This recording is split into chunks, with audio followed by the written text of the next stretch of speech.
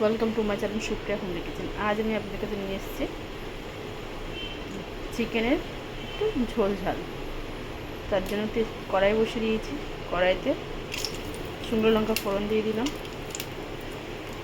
তার সাথে একটা বড় সাইজের একটা ছোটো সাইজের পেঁয়াজ কেটে রেখেছি, সেটা দিয়ে দিলাম। ভাজা ভাজা করে ফিরছি, তো দেখি মোটামুটি ভাজা হয়ে গেছে। এর উপরে আমি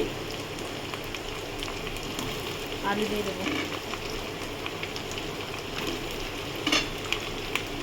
আলুটা ভেজে নেবো ভালো করে।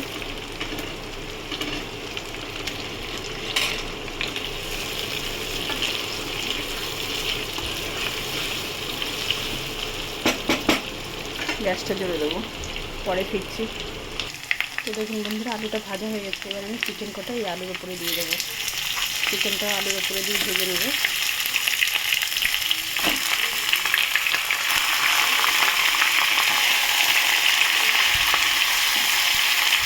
ভেজে ফিরছি। তো বন্ধুরা দেখুন, ঢাকনাটা খুলেছি।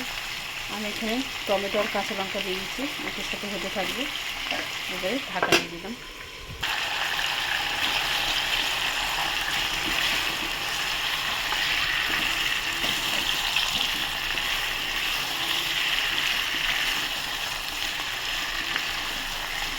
নুন দেবো,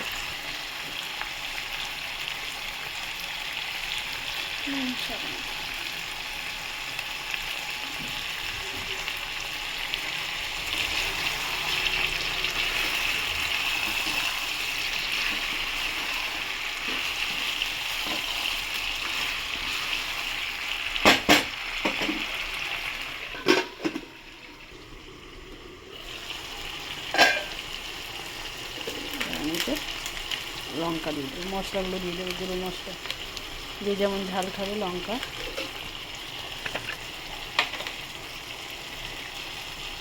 হলুদ,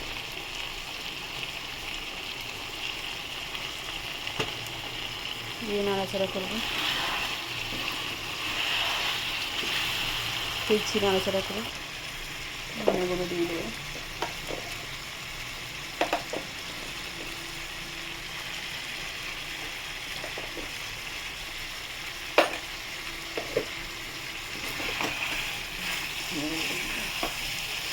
এটাকে কষবো ভালো করে, পরে ফিরছে। তো বন্ধুরা দেখুন, মশলার গন্ধ চলে গেছে।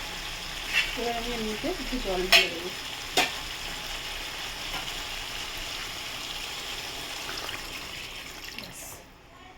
যেহেতু আমার সব সিদ্ধ হয়ে গেছে, জাস্ট একটু ফুটিয়ে একটু মাখো মাখো করে নেবো, ঝোল ঝাল মতো।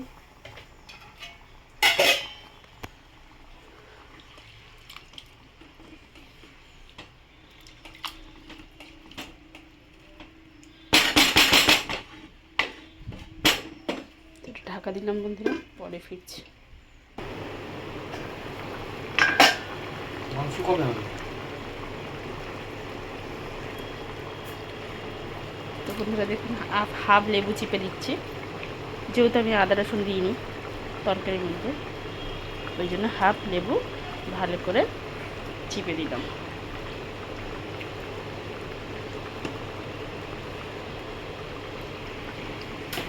এবার আমি নাড়া দেবো, আবার একটু ঢাকা দেবো, আবার পরে ফিরছি। তো বন্ধুরা ঢাকনাটা খুললাম। এই মশলাটা আমি একটু দিয়ে দেবো হাত দিয়ে এটাকে একটু ঢাকা দেবো, আবার 2 মিনিট পরে খুলছি। তো বন্ধুরা দেখুন, আমার তরকারিটা রেডি হয়ে গেছে। তো আপনারা ট্রাই করবেন, ট্রাই করে কমেন্ট করে জানাবেন আমার রান্নাটা কেমন হচ্ছে। আর আমার চ্যানেলটা লাইক অ্যান্ড সাবস্ক্রাইব করবেন। Thank you for watching. Bye bye বন্ধুরা।